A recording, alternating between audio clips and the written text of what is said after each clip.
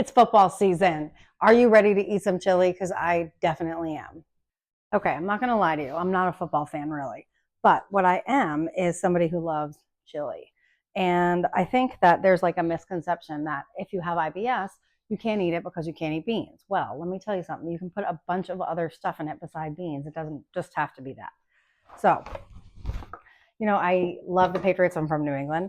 And I was like, oh, I can't like them anymore because they're cheaters. And the other day somebody said to me, it's okay. And I was like, it is okay.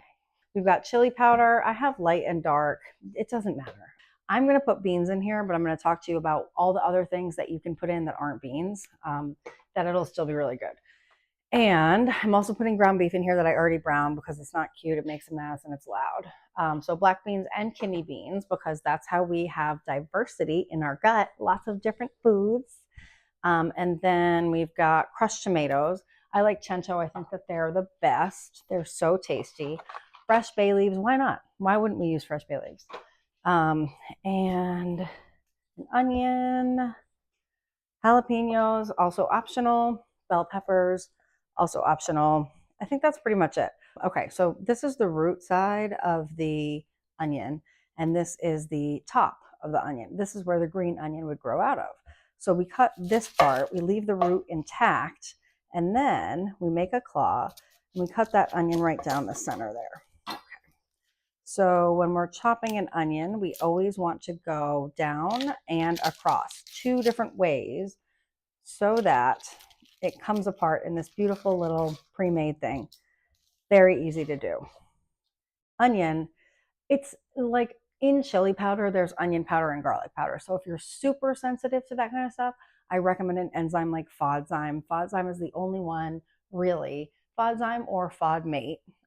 Those are the only two really that break down onion and garlic specifically. So those would be the digestive enzymes that you would use in this situation that could help you to digest them.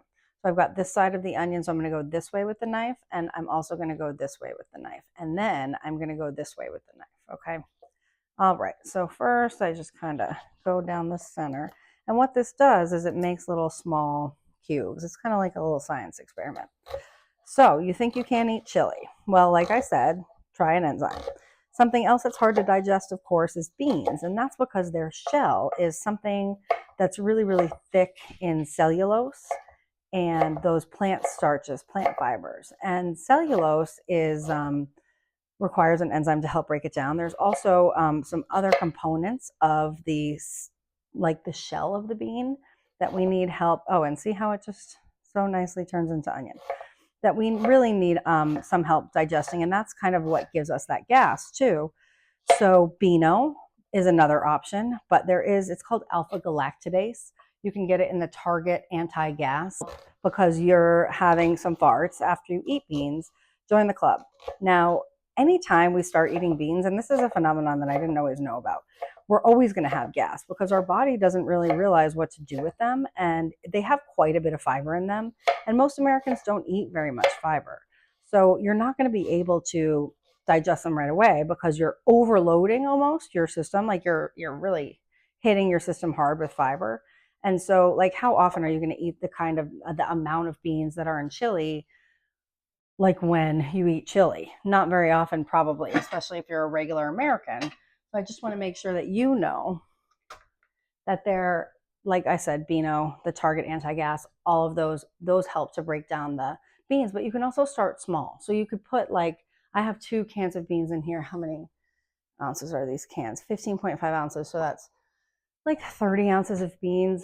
You could do half a can, but recommendations for trying to begin to eat beans is to start small, like a tablespoon a day, and just kind of almost take it like a medicine. And you're going to slowly develop a tolerance and be able to eat more and more beans. And that's even if you don't have IBS, that's a good way to kind of get that going. All right, this is my famous chili and everybody loves it, just so you guys know.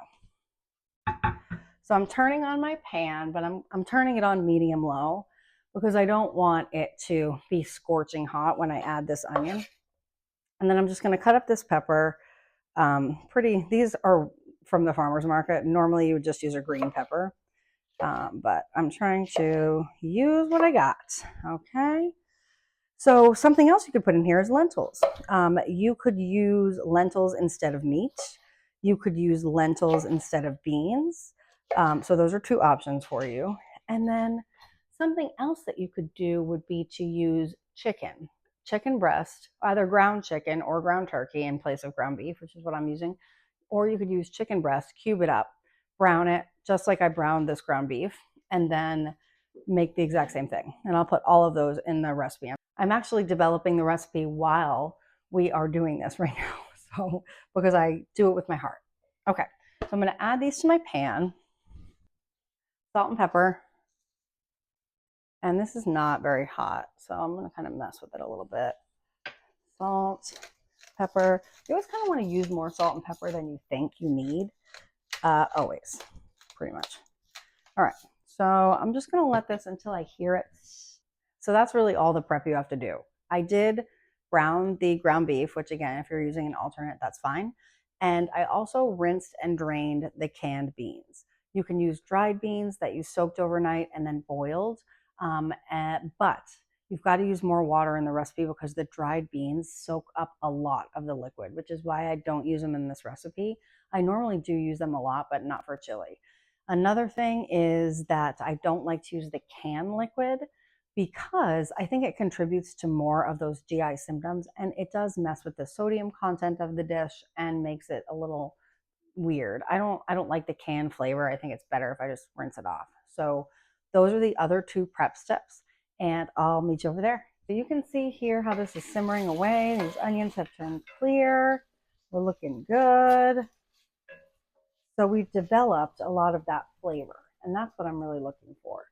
So now, and like I said, this isn't going to be perfect because I don't normally make it on camera. Okay, now I've got my tomatoes in here. I'm going to stir it on up. You could also chop up the whole peeled tomatoes. I'm just lazy. I'm going to add ground beef.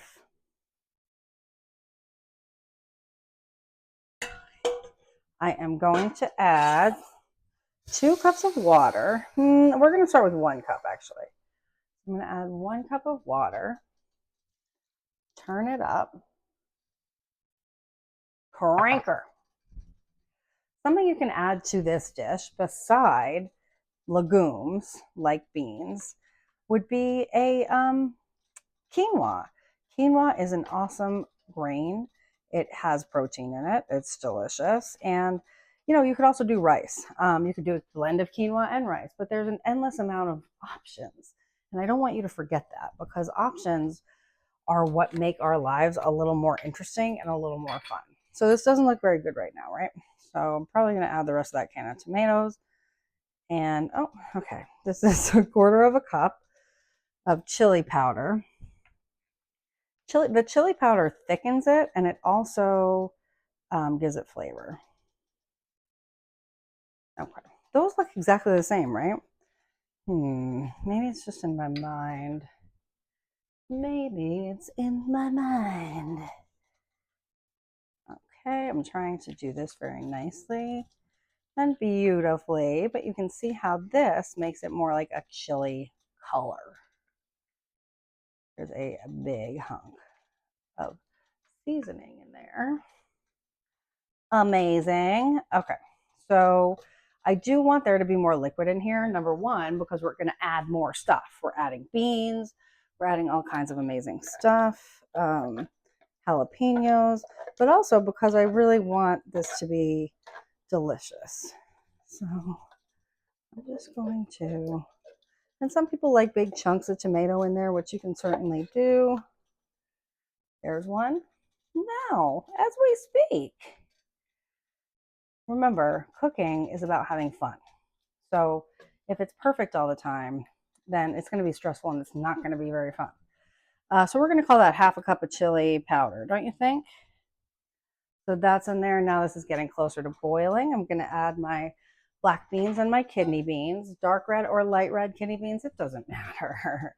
And then I'm also going to add some more water because see how this is kind of like not going to make it in terms of, because when chili, Something about the tomatoes, I don't know, it's a science thing, but when tomatoes cool, they take on a lot of moisture and it dries out. So when you're going to reheat this, you're probably going to want to add liquid, but I also like to make it a little more loose. Another thing you could do, put this whole puppy right in the crock pot.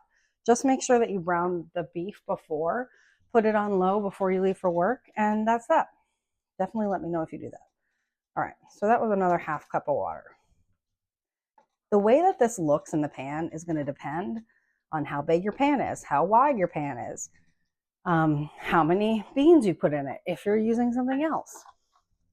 So many things. So if it doesn't look exactly like this, if you're using random peppers from the farmer's market.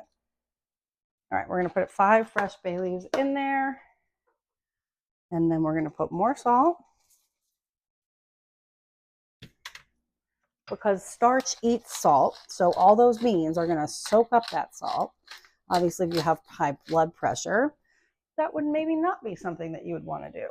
And then we're also going to put jalapenos, but you know what's weird? Oh, there they are. Like, I can't find my jalapenos. All right. So now everybody's in here. We're all happy. We're all good. And again, this whole thing, I just put those jalapenos in there whole. If you don't like spicy, you can leave the jalapenos out completely. This whole thing is going to cook for quite some time. I hope I've convinced you that you can enjoy chili any day of this fall or of the whole year, even if you have IBS. You don't have to put traditional stuff in it to make it taste delicious. Don't forget that, okay? All the recipes are in the Google Drive link below in the episode description. Let me know if you modified the recipe, what you did, if you liked it, what you would change. And remember, use plenty of salt and pepper. See you next time.